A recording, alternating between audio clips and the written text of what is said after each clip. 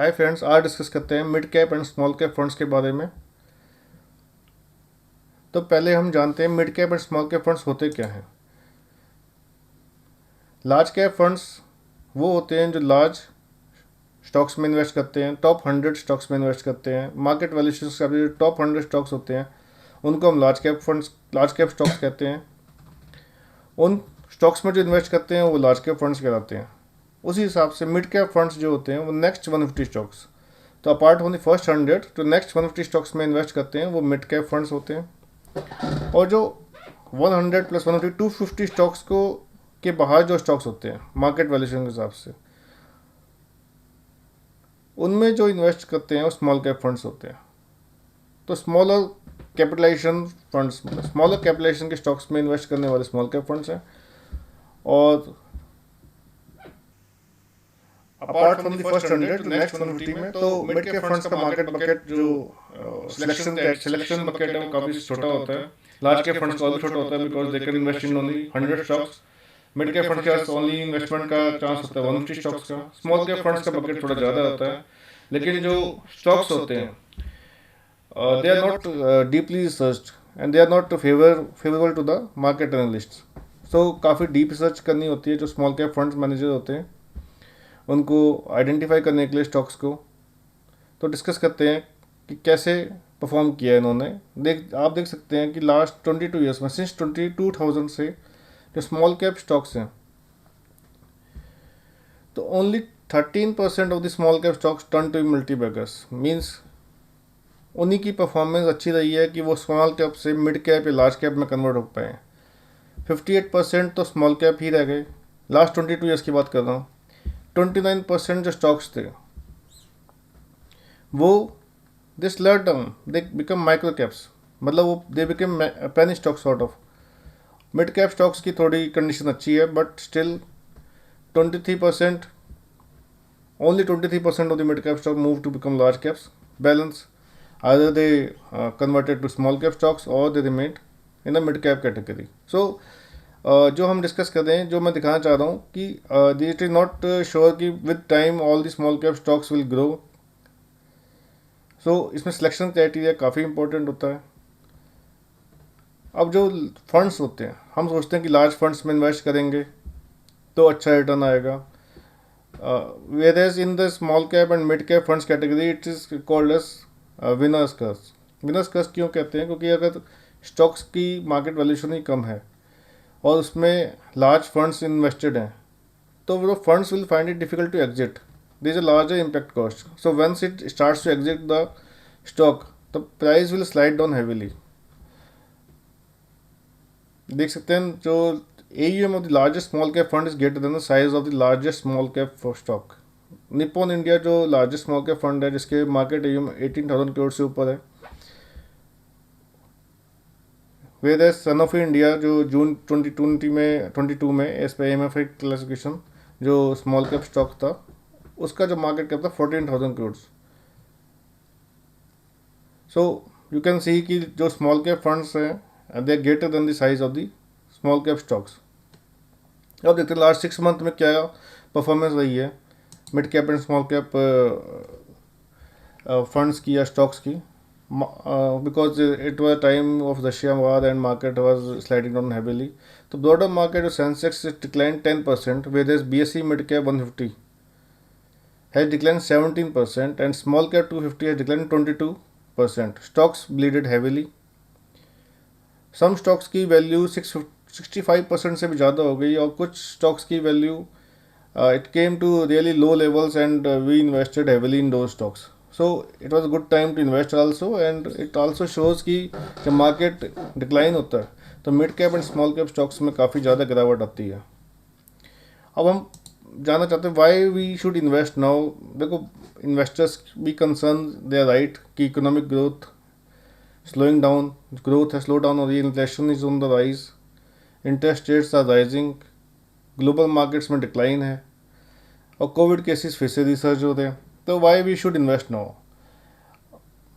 C we should understand कि bear phases में invest करने से ही, जब मार्केट डाउन है उस टाइम इन्वेस्ट करने से ही हाईएस्ट रिटर्न आएंगे। अगर इस टाइम इन्वेस्ट नहीं करते तो वो तो वही कंडीशन होगी कि मार्केट में डिस्काउंट लगा हुआ है, हैवी डिस्काउंट लगा हुआ है, और हम परचेज नहीं कर रहे. What people do is they stop these ships or they stop investing during the period of market slide down or the recession or the market turning bearish phase. आप देख सकते हैं कि it has a cost of quitting because ये जब हम देखते हैं लास्ट 5 डिक्लाइनिंग फेज में 15 ईयर्स में, अगर उस टाइम हमने 10,000 की SIP की होती और मार्केट में जो लोग इन्वेस्टेड रहते हैं, मतलब इट इज़ नॉट लाइक कि start of the declining phase हमने स्टॉप कर दी और start of the bullish phase हमने स्टार्ट कर दी, तब रिटर्न जो स्मॉल के स्टॉक में it have come to 73 lakhs only.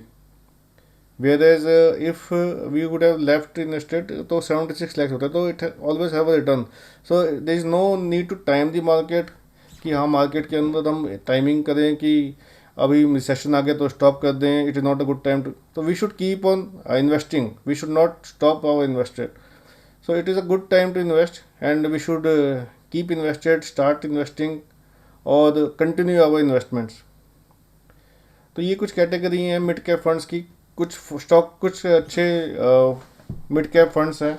देख सकते हैं कि ABSL mid cap, axis mid cap जो अपनी कैटेगरी में थर्ड है मार्केट वैल्यूएशन के हिसाब से, 5 year रिटर्न वो दे रहा है.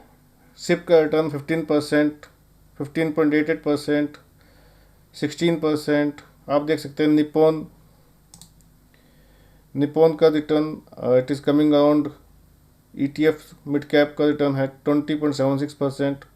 तो we can see average return 15 to 16%. SBI Magna mid cap 18% का रिटर्न है.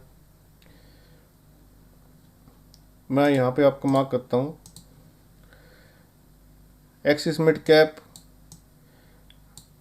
We have this Kotak emerging, it is having 18,000 crore का इनका AUM है. कोटक इमर्जिंग इक्विटी का परफॉर्मिंग वेरी गुड. 21% का सिप रिटर्न है, 18% का लमसम का रिटर्न 3 years का, लास्ट 3 years का, even in this declining phase. तो काफ़ी अच्छा रिटर्न आ रहा है इनमें मिड कैप फंड्स में as of June 22. Small cap funds में देखते हैं, एक्सिस स्मॉल कैप फंड्स है, केंद्र दबक के स्मॉल कैप फंड्स है. देखिए क्या रिटर्न है, 3 years का return 37%, 33%, 45%. But these are past return, these are not guaranteed to give better returns in future. These are all based on historical returns. अब हम देखते हैं कि लार्जर फंड्स कौन कौन से हैं. टॉप फंड्स जो हैं, जो फंड साइज के हिसाब से एंड आल्सो 5 year सिप के जो रिटर्न शो कर रहे हैं.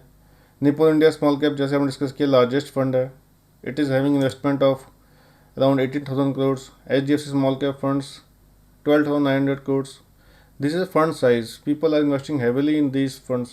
Similarly, HDFC Mid Cap Opportunity 32,000 crores. Mid Cap Opportunities Fund. Return देखिए 13.44%, 5 year सिप का. Kotak emerging equity funds return देखिए 16.82% का रिटर्न है इसके अंदर. एनुअलाइज रिटर्न और 5 साल सिप करी हो तो means it is 22. You should started SIP in some 2017. तो 5 years में एवरेज रिटर्न आपको 16.82% दिख रहा है. अब इतने सारे फंड्स हैं, we have 20-25 funds already we have seen. 5 larger cap funds हैं. तो हम फंड सिलेक्शन कैसे करें? तो it should give, see, mid cap and small cap funds have an inherent risk because they have a smaller basket to fill in. जो stocks and not deeply researched हैं. तो how to select mid cap and small cap funds? They should give higher returns than the benchmark. The alpha return should be, alpha return मैंने पहले भी discuss किया था. Alpha returns is the additional returns we get what the benchmark is giving, but the consistency should be there. Fund manager and fund now should be credible. Because mid cap and small cap stocks are not well tagged by analysts. Fund houses with pedigree should have deep research, planned visit, management meeting before investing in these stocks, because these are smaller stocks, recent stocks, new stocks, not well researched, and are not like a blue chip stocks that are widely researched by all and everyone in the market.